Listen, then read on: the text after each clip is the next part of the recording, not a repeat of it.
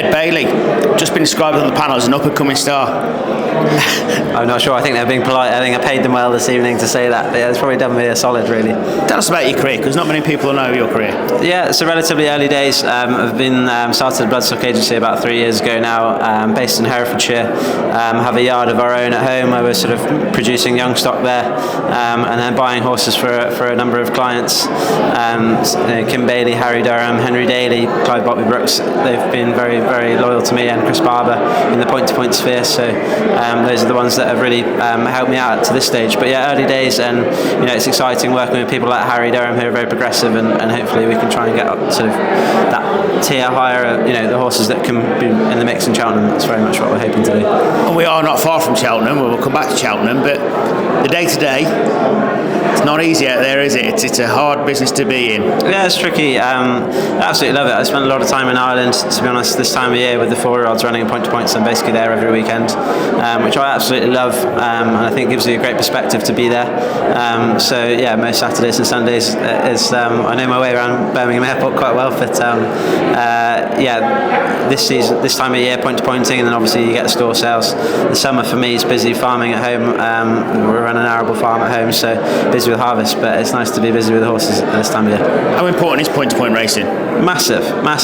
I'm just a huge advocate for horses jumping early, and I think our last 10 Gold Cup winners have jumped an obstacle in a race by the end of their 4-year-old season, whether that's in a juvenile hurdle in France or in a point-to-point. I think it's just so much more beneficial for the horse than running in a bumper. So for me, I'm a huge point-to-point advocate, whether that's in Ireland or England. So many great horses are going through the ranks, and there's never really been a better time to promote British point-to-pointing. An Ergomin was one that's been flying the flag for a while, but horses like Calypso, Chance, and many others, they look really exciting. And like Paul Nichols's 3 shortest priced horses at the Cheltenham Festival this year were all declared in English point-to-points, and I think that's it says a lot, which is really good. And how often this week you're going to hear on ITV that the fact that their point-to-point career was? Yeah, it's going to be beneficial for them to be learning how to jump early. Yeah. But it's just a great sport. You can go to a field and you never know what you're going to see turn up. But no, it's a great education for young horses and young riders and young trainers, and for owners, great experience. Yeah, because without fresh owners coming into the business, we don't have new horses being bought, do we? So we don't have a system there where we bring the better horses into the UK.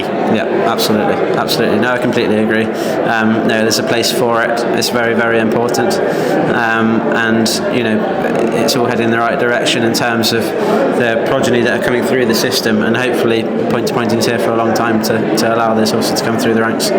So now on to the big week. You've been in Ireland. Yeah. What's the word? A lot of positive chat about Final Demand for Willie. He's a horse that actually I've tried incredibly hard to try and buy and hit the crossbar on him privately.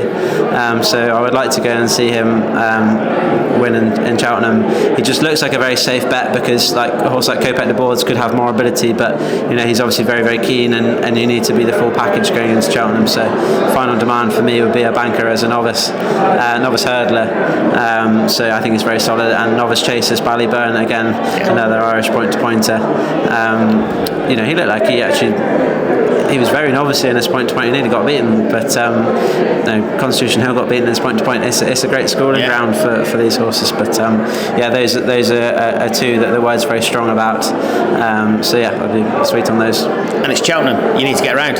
Yeah, that's the biggest key, isn't it? Yeah, absolutely. It's a great event, and looking forward to seeing the best take on the best. It's great to have good French horses, Irish horses, English horses all taking on each other, like Jet Blue and Ile Francais coming over from France. It's brilliant. Stencil and the Boodles. There's a number of French horses, and the Irish are probably going to dominate. But it's great that everyone's there to have a go. Do you think we're going to have more British winners than we have in the past, though? Do you think now that point-to-point, the horses that are coming through point-to-point in the UK are actually a better quality than they've been for a few years, and we're going to see more British winners this week? Definitely, I think so. I think that's definitely the case. There's a lot of English horses you can make a very solid case for, more so this year than many others. Obviously, annoying to lose the likes of Sergino this season.